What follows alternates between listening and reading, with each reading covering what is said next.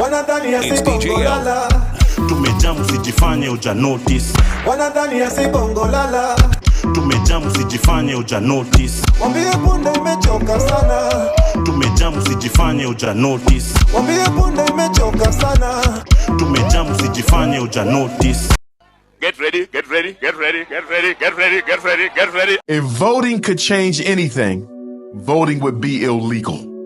Democracy is a scam. Democracy is a system created by those in power to make poor people think you can radically transform your reality without violence and revolution. That's all democracy. That's why America says we got to make the world safe for democracy. Why you got to make the world safe for democracy? Because if most of the people in the world woke up, they would understand a ballot ain't gonna change shit. Bullets do. Show me a revolution, Queen, that's ever changed anything without... Show me a change that's ever come through elections and not revolution. Did the Chinese Revolution come through elections? No. Did the Russian Revolution come through elections? No. Did the Cuban Revolution come through elections? No. Did the American Revolution come through elections? No. Did the African... There has never been a revolution in human history where people was able to change their conditions by voting for somebody. We're not coming to the streets because there's anyone who wants your job, really. We're coming to the streets because it's scary that you are in office. It is. You told Uhuru, usiue watoto wangu. And then you've sent your cops to watoto wa wengine. Yeah. The God you serve will visit you. That's true. Very well. You told people, hii government ni ya mwananchi. Mwananchi has the chance to fire and to hire. And then here you are, killing mwananchi, threatening mwananchi, abducting children. You know, you're fighting with kids. Presidents have fought big things by the way. But you're fighting with children. You're fighting with the children of the nation. Yeah. These things should call you to reflect and talk to your advisors like a man. So you see, say it with your chest. Guys, can we find a solution? Wadau, how are you people doing? Hope kila mtu ako salama. Hope everyone is good wherever it is you're listening or watching me from. So, wadau, first of all, again, excuse my voice. I have a flu that I'm battling. But anyway, I love movies, wadau. I love movies. I love movies that have a lot of critical thinking. These movies that have a lot of psyops. These movies that engage in a lot of it's called espionage, yeah. These spy movies and these movies that involve a lot of brain, people who have a lot of brain power, and you see a lot of things unfolding. Like I love such kind of movies, okay. And part of the movies I loved, I remember there's a movie I was watching. I don't know if it was Batman or Superman or what. It was one of these villain movies, and I remember there was a line in one of the movies that iyo line inakogambaka wa leo, it caught my mind, and that line says that this was a conversation between the good guy who was, let's go by Batman, okay? So the good guy who was Batman and the bad guy who was let's say Joker. So I remember in that movie, so someone will remind me, I know people in the comment section will remember which movie this was and where this line comes from. But I remember there was a line where the villain is telling this good guy that, you know why I will always win and you will always lose. And even when you win, you will win with a lot of losses. You're going to win, yes, but the losses you would have encountered are going to be so many. And the villain told this good guy that it's because, for me, I have my eye on the goal. And I know what I want. And when I have my eye on the goal, I'm willing to do everything and anything that it takes for me to get it to the goal. But for you, you also have your goal, but you are afraid to do what it takes to get to the goal. You are afraid to do what it takes to get to the goal. And because of that reason, because of that goodness that you have, because of the fact that for you, you have lines now, and you have levels that you cannot go to, that is why I will always win. And that is why even when you win, you will always win through a lot of losses. What am I trying to say? This is what I'm trying to say, wadau. You know, the problem with us Kenyans And the reason the entire continent of Africa, all the 54 countries, none of the African countries you can look at and say that this country is truly marvelous.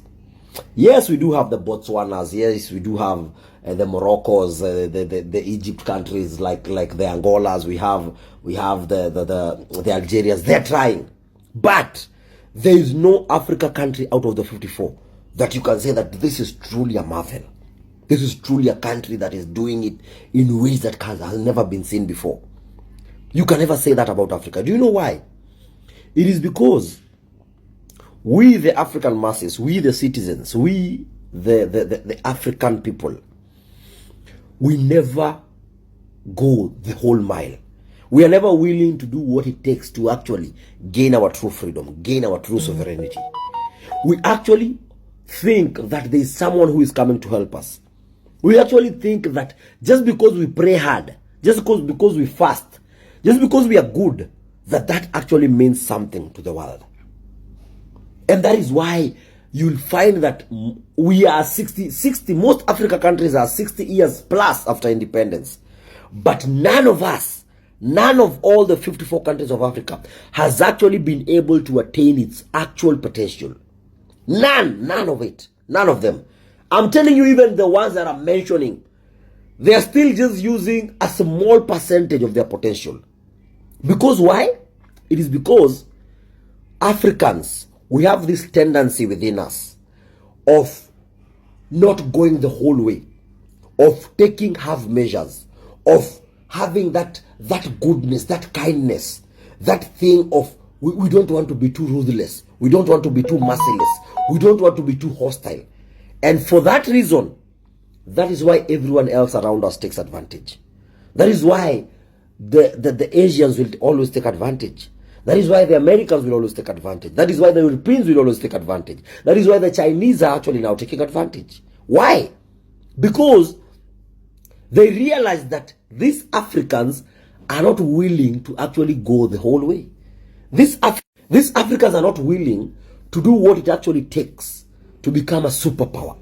They're not willing to do what it actually takes to say that you're truly free and you have your sovereignty and you have your freedoms. And that's why I've been saying to you, my people, that's why wadau wangu, I'm telling you, and I've been telling you, until the day we as Kenyans, until the day we as Africans realize the reason Traore is winning, the reason Traore has been winning, it's because Traore has learned from the lessons of the past.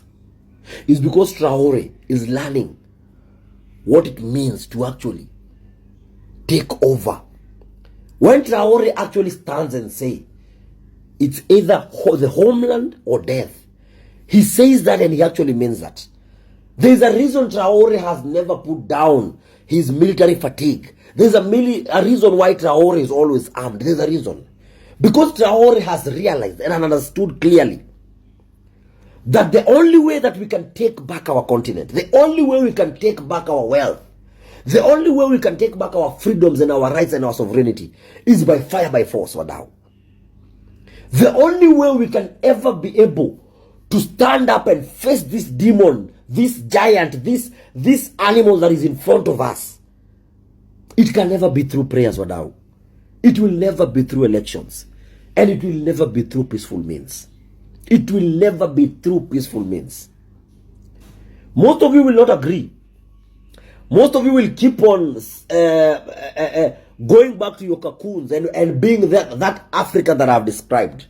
But always remember, the reason we are 60 years plus after independence as African countries, the reason we have 54 blessed countries that are blessed in abundant ways in everything that we could ever need to thrive, but 60 years plus after independence, none of the African giants are truly giants. It is because we are never willing to go the whole way. We are never willing to do what it takes by all means, by all measures, to get what is truly ours. And until the day we realize why the Russians have been winning all along, why the Chinese are winning, why the Iranians are winning, why the Koreans are winning, why the Malaysians won, It is because they decided they are going to win by all means, and they're going to do whatever it takes to actually get to where they are right now. They are willing to do anything and everything to make sure that they got what they wanted. Only the African thinks that just because you are praying so hard, just because you go to church every Sunday and cry and tithe and give offerings, that something is going to happen. No, no one is coming to help you, dear African. No one is coming to help you. There's no God, no ancestors. No one will help Africa until we the Africans stand up and say enough. This is our land. These are our minerals. These are our rivers. This is our land, and we are going to enjoy it, and we are going to be the ones who are going to control our destiny and what we do with our land. Until the day we rise up and stand and say, no, no, no. We are going to be the ones who are going to control our destiny. We are going to forge our own fate. Until the day when Africans truly understand that to actually get to experience our full potential, we have to be willing, and we must be willing to do everything and anything it takes to get back our countries. And until that day, you continue thinking that elections will help you. You continue thinking that prayers will help you. You continue thinking that just because you're good, someone is going to help you, or they're going to have mercy on you. That's not how the world works, Wadau. That's not how the world works. That's why it's called a man-eat-man society. That's why it's said you're either a prey or predator. And the sad thing is that for us Africans, for the longest time, and we still continue to choose to be the prey, while the predators are hunting us day and night. Peace out, Wadau. In 2013 na 2014, mimi ndio nilipatia Omtata documents ya kwenda kotini apige hii kitu. In 2014, mimi ndio nilisponsor, mulikuwa nasikia kelele ya Alfred Kitel. Hiyo ilikuwa education yangu kwa wabunge wapige hii kitu. Uhuru mwenyewe, ndugu yangu, alinipigia usiku moja, he talked to me for 2 hours. Kuniambia I am sabotaging the economy of Kenya. Na atafunga mimi. Nikamwambia, please go ahead. I must divorce myself and educate the people of this country hii maneno. Na nilikuwa mtu wa biashara, si mtu wa siasa. I have been very vocal. Lenaola alitupa hiyo kesi. Tukaiskuma ikaenda Supreme Court. See Supreme Court, Court of Appeal in 2020. And Court of Appeal said this thing is null and void. Sisi ndio tulikuwa nyuma ya hiyo kitu. So siseme tulinyamaza, tulikuwa nafanya kazi, but in the back. Kwa sababu sisi si watu wa siasa. Hatukuwa watu wa siasa. Sasa tunazungumza kwa sababu tuko mbele, si ndio? Tuko mbele. And I'll tell you, hii kitu haitaisha leo. Haitaisha leo.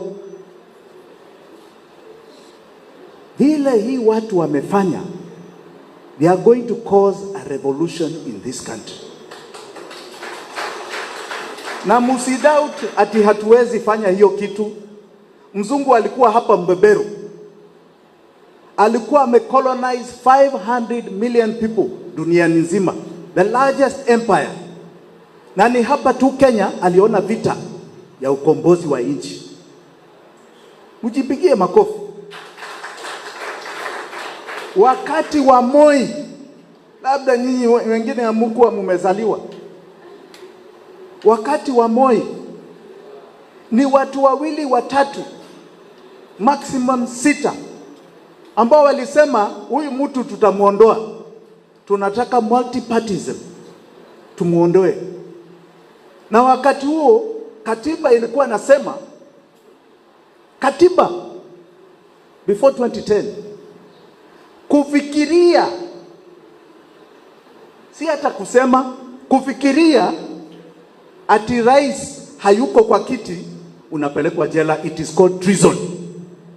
Kufikiria, si hata kusema. Na alipeleka watu wengi gerezani. Si aliondoka? Si Moi aliondoka? Don't underestimate yourselves. Musiwe na hofu ati hatuwezi kufanya hii kitu. Hii kitu musidanganywe na mtu. Hakuna suluhu ingine. Ni revolution peke yake. Revolution in thinking, revolution in strategy, na revolution kuondoa hawa watu even without an election. Because people power is supreme. Musingoje mambo ya election. Hapa Sudan muliona nini? Wamama walisimama.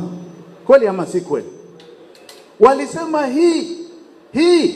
huyu mtu bei ya mkate imefika hapa. Tutamuondoa. Hii yetu kwa sababu Kenya is a country of fasts. Kwa Afrika we are a country of fasts. Hapa haitakuwa na damu. Haitakuwa na bunduki. Hii itakuwa ya wananchi na roho ya Wakenya. That is what is going to happen. And that's what we must call on. Kwa sababu kwa kizungu inaitwa the people's choice theory. Ukiona viongozi ambao wanajitetea mambo yao tu, hawajali wananchi. Wananchi wanachukua power and they use the people's choice theory. Wao wenyewe wanaondoa hao watu. So musiwe na hofu. I said before, you are not Kenyan because you are born in Kenya. You are Kenyan because Kenya is born in you. Musimame namna hiyo. Asanteni sana. I mean, Senator, as we talk about the abductions that happened and even what happened at the DCI yesterday, it is as though the state itself is afraid of Kenyans speaking of the ills that are happening. And why would that be so? No, I think there used to be an advert by Kenya Power at one time called Mulika Mwizi. Yeah. So hiyo mulika mwizi wa Kenya wameanza kumulika wezi. Na wezi wamesema kwamba tutapigana. And I've always been giving an analogy in this country saying that when I look at this country, it looks like one big prison whereby periodically every 5 years the prisoners are given a chance to choose who among the wardens becomes the chief warden. So when you look at all the manifestos that come out, there are manifestos that try to improve life within the prison, allow you more time in the sunshine, fumigate vermins and what have you, allow you more rations. But none of the manifestos says we shall break down the prison. Now, what you see happening with the Genz and whatever, it's a jailbreak. There's a jailbreak. People want to break down this prison. And you can see that the wardens have said, okay, forget about who is the chief warden. Let us regroup and make sure that the prison remains intact. Because if the prisoners go, we have no business. So that's the existential fight that is going on. And that's why you hear when young people come up, they are not associated with any tribe. If you like, if I were to use an example of the president's tribe, just for example, when you look at the president's tribe right now, the Kalenjin, Kibet Bull is a Kalenjin. The most of the young boys were doing a lot of very beautiful cartoons come from that background. You see, so they are no longer captive to that thing. They find that the idea of being contained within a tribe and being denied to be Kenyans is suffocating. The tribe can no longer deliver for them. It's the nation and maybe even the continent is what they need. Not even Kenya might even be small for them. So these people cannot be contained in those containers of the past. So the canons of the past have to fall silent and allow the emerging canons to take over. So that's the war we are having. And it's a war that the old order cannot win. Try as they may, they cannot dismantle the demand for good governance. If voting could change anything, voting would be illegal. Democracy is a scam. Democracy is a system created by those in power to make poor people think you can radically transform your reality without violence and revolution. That's all democracy. That's why America says we got to make the world safe for democracy. Why you got to make the world safe for democracy? Because if most of the people in the world woke up, they would understand a ballot ain't gonna change shit. Bullets do. Show me a revolution, queen, that's ever changed anything without... Show me a change that's ever come through elections and not revolution. Did the Chinese revolution come through elections? No. Did the Russian revolution come through elections? No. Did the Cuban revolution come through elections? No. Did the American revolution come through elections? No. Did the African There has never been a revolution in human history where people was able to change their conditions by voting for somebody. As we believe that those who aspire for leadership should be discussing how to liberate this country economically. Okay. How do you change the lives of our people? Because of what need is it if I'm going to discuss with someone about forming a coalition? And yet they were part of the odious debt that is strangling this nation. Will they agree to us declaring this debt odious and saying we are not going to pay any debt that was taken illegally, that didn't fund any single project in Kenya?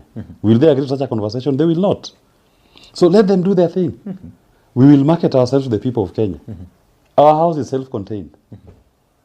We have our president candidate, Jimmy Wanjigi, and I'm here, running mate, Willis Otieno. So what are we negotiating with them? So for you, you don't even have to think about who is the flag bearer, who is the... Our house is self-contained. It's settled, it's self-contained. We are talking to the people, and we are doing enough that the people will see in the fullness of time. We don't have to react to what other people are doing. Let them also do their game. We are also doing our own game. Safina Party is purely about economic liberation of the nation. Let every campaign define what they represent. Because as we believe, the space that we occupy, it's about the economic emancipation of our people.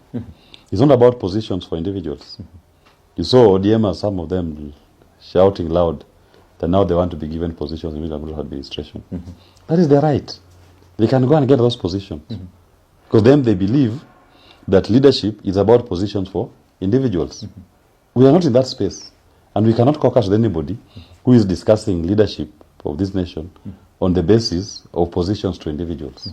We have a running president and his running mate. We have an agenda. Our agenda is about economic liberation of the people of Kenya. And we invite Kenyans to get into this economic discussion space. Because of what value is it that if Mbadi is on the table, all lawyers are full. If Oparanya is on the table, all lawyers are full. That's the politics that they know. That William Ruto eats for all Kalenjins. That is what the traditional politicians know. As we are not in that space, as we believe, everybody should be rich. The government should come up with policies that enables the individual, wherever he is, to be able to get economic emancipation. But when Mbadi is sitting there, and they are taking illegal loans in the name of the people of Kenya, how does that enrich the poor Luo man in Sindo Beach, in Homa Bay? What it means is that now Mbadi must also come up, after taking that loan, he will come up with a new finance bill that increases the taxes, charges, and levies for that poor man in Sindo. That man who is crying about economic pain, they are going to ask him to pay more in taxes. But Mbadi said that is not the case this time. Write it down. The finance bill is coming soon. They are going to increase taxes, charges, and levies. It is coming. Write it down. That I swear. They are going to increase your taxes, charges, and levies, whether you like it or not. But he can say all he wants to say. But your taxes are going up. But your earning has not increased. Is it a must that the government has to come up with another finance bill? But they have to finance their budget. How will they finance it? Already they have told you that their budget for this coming financial year is going to be 4.7 trillion. Yeah. So how will they finance it? Their collections today, on average, on revenue, you are averaging 160 billion per month. Your collections are barely hitting 2.1 trillion. Your debt finance for this year was going to be 1.9 trillion. Next year, your debt payment is at 2.1 trillion. You have a budget of 4.7 trillion. So tell me, how will you finance it without raising taxes? Because it's financed from people's money. So they have to come back to you and ask you to collect, to pay. Yeah. Range Rover, $430,000. $180,000. Lexus LX 600, $300,000. $150,000. LC 300, $200,000. $100,000. Toyota Fortuner, $80,000. $35,000. Prado 250, $130,000. $65,000. I am the president of Kenya, but the president doesn't hold up. Finish him.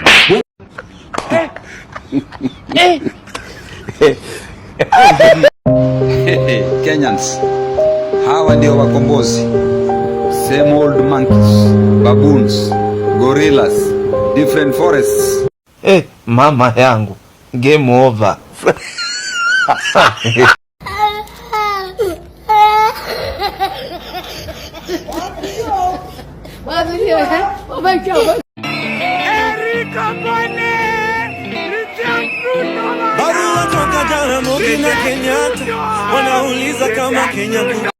na vitu zina happen in country ikifika 2027 na uko 18 plus tukupate bila kura. Ai, utatuambia unaishi wapi? Utatuambia unataka nani apeleke Ruto nyumbani? So guys, kitu must go hajui, sasa tumechangamka. Tunangoja finance bill. Tutokea 1 year anniversary. 1 year. Anza kutafuta bendera na firimbi kwenye ulieka. Tafungua store. Because, get ready. Tumechangamka, tushapiga pre-game. Kiongozi wa Kenya kwanza ni nani? Ni Ruto. Kwa hivyo shetani katika hii Kenya ni nani? Ni Ruto.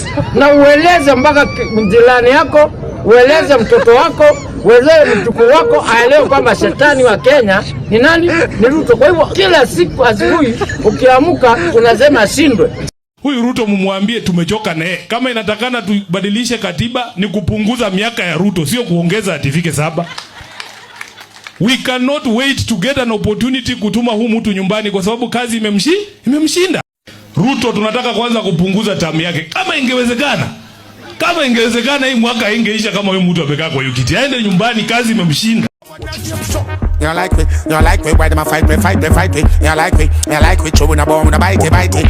TJ, bomb them, never stop.